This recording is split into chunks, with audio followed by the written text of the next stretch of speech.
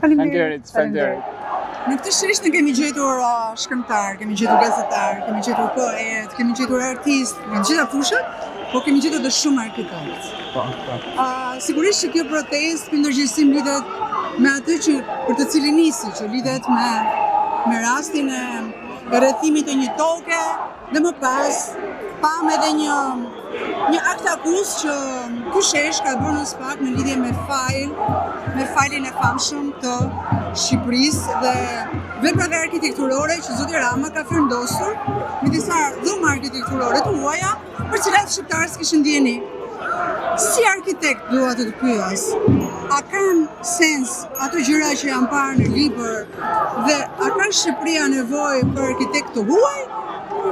Duke lënë më një anë arkitektit shqiptar, apo ky shtet mendon më shumë për të huaj se sa për shqiptar? Patjetër që do thoja që gjitha shqetësimet që janë ngrit nga sheshi lidhur me veprat që i takojnë industrisë ndërtimit janë të arsyeshme dhe ne si komunitet arkitektësh dhe unë personalisht si arkitekt patjetër e konfirmojmë këto shqetësime. Gjitha këto zhvillime që po ndodhin në territorin tonë në arkitekturë janë të gjitha problematika për nga mënyra si po merret vendimarrja, por edhe nga efekte që ato kanë. Nëse marrim nga projekte që quhen strategjike, apo projekte që po ndërtohen në kryeqytet, kulla, ndërtesat larta, qendra multifunksionale, etj., po të analizohen, me hollësi do kuptohet që nuk ka një analizë strategjike paraprake për sa i takon këtyre projekteve. Ato nuk respektojnë kushtet e vendosura më përpara nga instrumentat vendor, të cilat nëpërmjet kësaj vendimarrje tashmë janë gjitha të anashkaluara nga Këshilli i Ministrave, nga KKTU, Këshilli Kombëtar i Territorit dhe Ujrave, dhe nga Agjencia AZT, e cila është përgjegjëse për gjithë zhvillimet e territorit dhe e cila aprovon gjitha këto leje. Çka tregon që është një katraur? Është një katraur, patjetër, nuk ka asnjë studim fizibiliteti, nuk ka asnjë studim se sa fluks do sjellin gjitha këto ndërtime, se çfarë ndokimi do kenë në ndotjen e komunitetit, siç e kemi vu, re ka ndotje të lartë për sa i takon ndërtimit, si mjedisore ka ndotje të lartë për sa i takon edhe asaj akustike. Ndërtimet zhvillohen në zona që janë shumë të banuara dhe nuk mendohet shumë për aspektin komunitar në këto ndërtime që po zhvillohen sot qytetin e Tiranës, apo dhe më tej nëse do t'i referohemi dy projekteve më të mëdha, ato të Zvërnesit dhe Triullit që kanë qenë edhe shkaktarët kryesor pse ndodhemi sot në shesh, janë projekte ku kryesisht komuniteti, persona që ndikon drejt për drejti nga këto projekte janë lënë jashtë edhe nuk është marrë një mendim. Pra, opinioni dhe publik dhe komuniteti janë totalisht papërfshirë. Grupet e interesit nuk përfshihen fare. Në fakt, dua të kujtoj këtu edhe atë se çfarë ndodhi në Durrës, kur projekti famshëm i Alabarit, që po flasim për investime që ata vetëm leku nuk e kanë problem. Në fakt ne e kemi shprehje shpesh kur ikim në avion dhe kur vim, shikojmë nga lart se si duket një vend dhe si ndërtohet një vend. Çfarë emri do t'i vijë Shqipërisë duke u parë nga lart? Me thënë drejtën, nuk më falë, po nuk preferoj që ti vendos një emër, jo për arsye se patjetër që jam kundër këtij modeli zhvillimi, po du që t'jem sa më i butë në vendin tim. Unë kam lind në Tiranë edhe patjetër që e du shumë këtë vend edhe jam rrit këtu edhe du që... Po keq të vjen kur e shikon? Patjetër që më vjen shumë keq. Patjetër që më vjen shumë keq. Se shkojmë jashtë, shkojmë kuadrata, blloqe banimi, blloqe tregtare, çdo gjë është e mirë organizuar, e mirë organizuar. Ne flasim për lagje të tëra të cilat nuk kanë as shkolla, as kopshte, asgjë, ëh? Patjetër. Pra kjo vjen si pasojë që aty ka një planifikim që është disa vjeçar, 50 vjeçar, 100 vjeçar. Pra punohet me plane zhvillimi disa vjeçare në gjitha komunat më të famshme apo në bashkitë më të famshme që ne njohim sot në Europë. Patjetër, japin kuptim shtetit. Japin kuptim shtetit, patjetër. Ndërkohë që këtu gjitha planet urbanistike që janë miratuar, të gjitha janë hedhur poshtë. Pra Tirana sot po zhvillohet pa një plan të mjaftuar urbanistik. Po sjell një rast, është rasti 2017-s, plani urbanistik që është bërë për qytetin Studenti. Sot po ta shikosh, vetëm ai plan nuk është zbatuar në qytetin Studenti. Ka arsye? Arsyet janë pa qarta, arsyet janë misterioze edhe për ne si arkitekt. Pra, shteti në një farë mënyrë ka gjetur një rrugë shumë thjeshtë për sa i takon vendimarrjes që lidhen me industrinë e ndërtimit. Kjo për arsye jo të zhvillimit, por për arsye për të konsoliduar pushtetin e tyre. Pra, si funksionojnë gjërat sot, është një rreth vicioz i cili furnizon disa interesa dhe që mban këtë qeverinë pushtet. Do me thënë, nuk na shpëton oligarkia as në arkitekturë. Nuk, aktualisht jo. Pra kemi një treg i cili është i kontrolluar, i cili është përndar në disa duar, bazë të, siç e thash, interesave politike. Nuk ka konkurrencë të lirë dhe ndeshme, siç e përmend edhe në fillim studiet e huaja. Pra, që të bësh një objekt mbi 7 kate, sot je detyruar patjetër që të marrësh një studio të huaj. Dhe kjo është detyrim nga shteti, i cili vjen në mënyrë informale, pra nuk është e parashkruar me ligj. Megjithatë, në momentin që ti shkon për të aplikuar për një leje ndërtimi, ato të dëftojnë një grup studiosh tuaja, nëpërmjet cilave mund ta marrësh studion dhe pa përfshirjen e tyre nuk mund ta marrësh një leje ndërtimi. Është dëgjuar më parë keni në një vend tjetër si? Në asnjë vend. Si praktik? Në asnjë vend.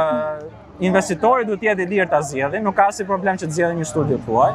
Madje për disa projekte që janë të mëdha, ndoshta studiot shqiptare nuk e kanë ekspertizën, për këtë arsye mund të merret një studio e huaj. Por unë jam shumë i bindur që shumica e investitorëve në Shqipëri nuk e duan këtë model. Pavarësisht se nuk flasin tot. Shumica e investitorëve në Shqipëri do donin punonin me studiet lokale. Kjo jo vetëm për kostot, kjo edhe për shkak sepse është vënë re që studiet e huaja e kanë pa Tiranë si një tabula rasa, por zhvillojnë gjithë projektet e tyre, jo vetëm Tiranë, gjithë Shqipërinë, në fakt, por zhvillojnë gjithë ato imagjinata e tyre, fantazitë e tyre, vetëm sepse i është dhënë kjo direktivë. Pra, kushtet janë ato që ato shohin të arsyeshme, të cilat i negociojnë gjithmonë me kryeministrin drejt për drejti. Unë e konfirmoj që edhe ato thashë theme që ne dëgjojmë për grup chat në WhatsApp ku merren konfirmime janë të vërteta. Janë të vërteta. Janë të vërteta, po. A mund ta thuash kush janë qytetet që janë më të pikasura nga këto studiet e huaja? Kush janë më të kërkuara? Drejti, Mali, Fusha? Po, aktualisht duhet të sqaroj që është më shumë interes, një detaj i cili ka ndikuar shumë në tregun tonë. Është fakti që në disa qytete janë caktuar, janë ndarë për disa studio. Madje është marrë guximi që këto studio, disa studio të planifikojnë mbi zona caktuara, akoma ende pa u sqaruar statusi i pronave apo pa u marrë një dakordsi nga bashkia, nga qytetarët e tjerë. Qytetet më të prekura janë qytetet bregdetare, pasi aty është dhe interesi më i lartë ekonomik, patjetër. Pra bëhet fjalë për qytete si Vlora, Durrësi, Lezhë po zhvillohet aktualisht, Gjirlalzit,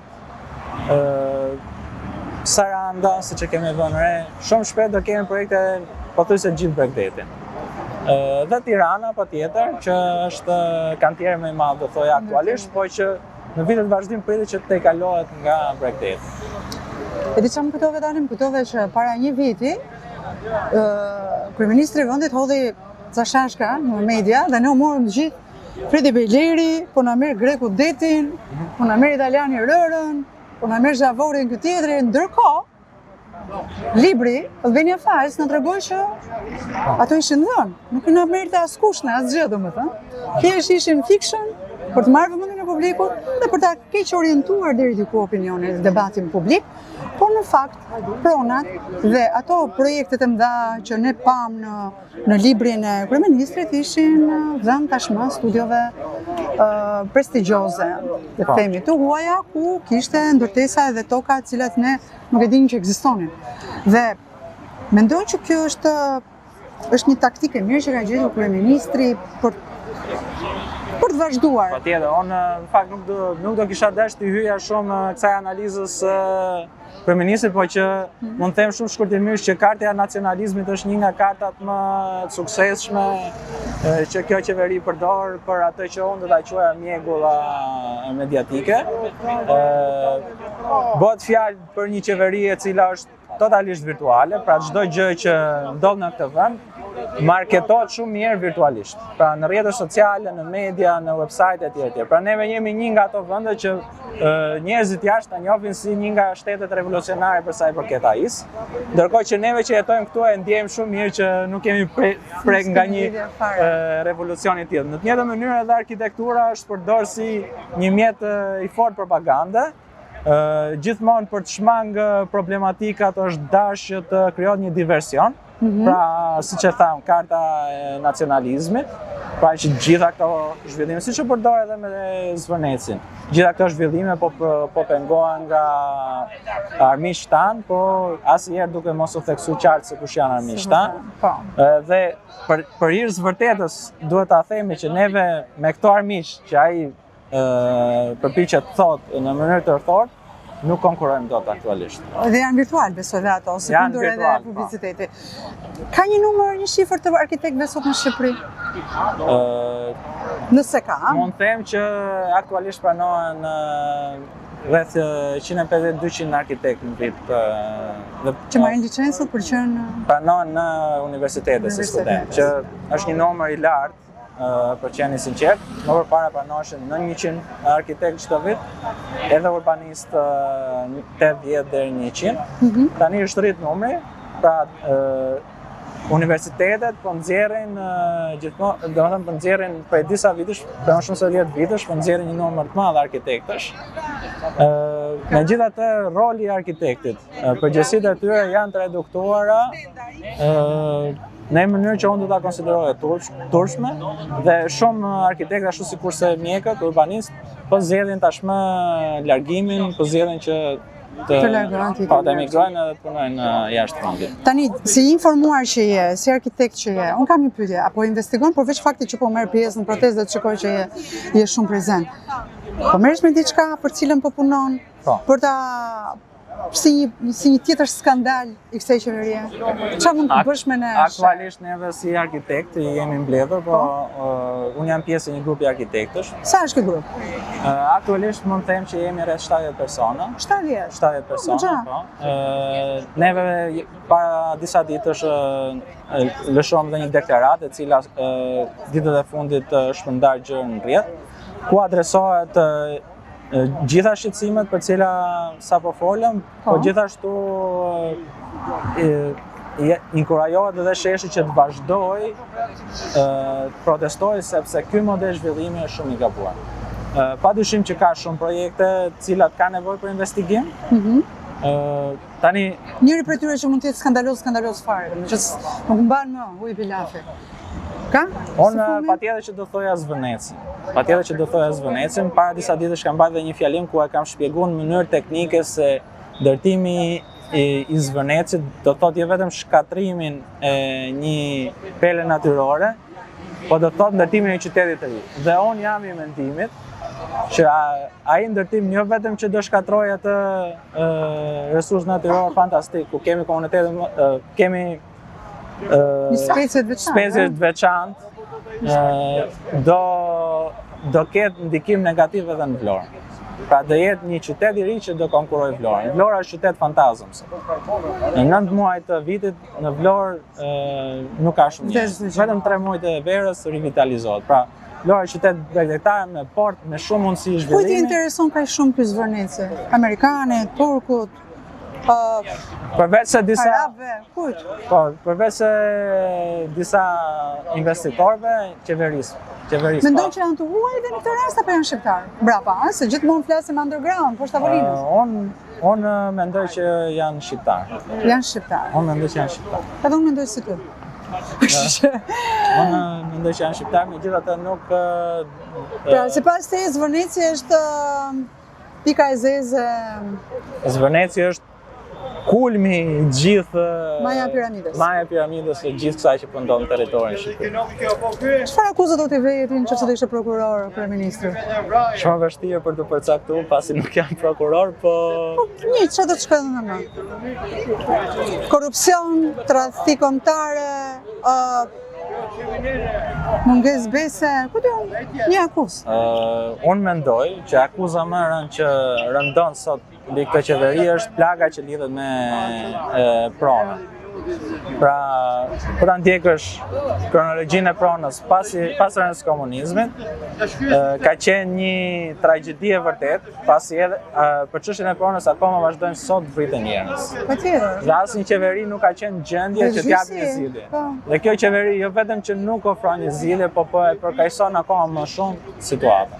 Pra, çështja e pronës është ende e paqartë. Dhe një qeveri e saktë do përpiqesh më përpara të zgjidhte çështjen e pronës dhe pastaj të mendonte për një model zhvillimi.